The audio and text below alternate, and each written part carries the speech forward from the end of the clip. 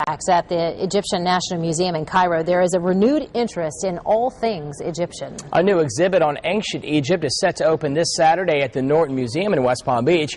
News Channel 5's Tom Special stopped by to take us on a tour.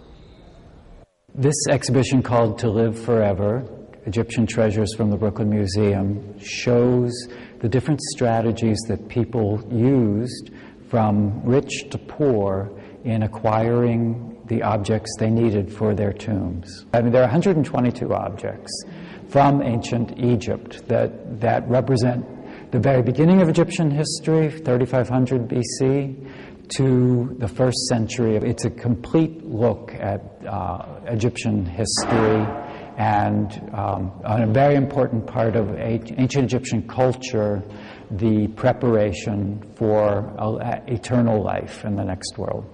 These are canopic jars that would have been used to preserve the internal organs so that you'll be able to take them along and use them in the next life. You needed to have your organs, and you needed to have your entire body as a place for your soul to visit this earth. This is the coffin of Pa-Sebahayanipit. He was the mayor of Thebes. You'll see a variety of coffins, of amulets that are good luck charms, reliefs carved in stone for the walls of tombs, statues, magical servant figures. These are two ancestral busts of women, and they're kind of communication devices that allow you to speak to your dead relatives.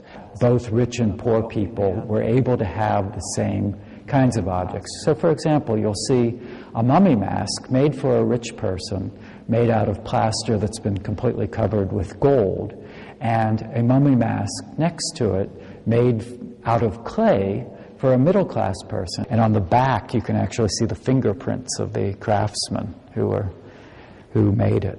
The fingerprints are 3,500 years old.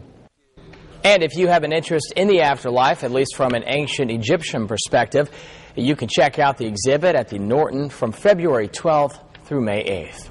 The news continues now. Here's what's next.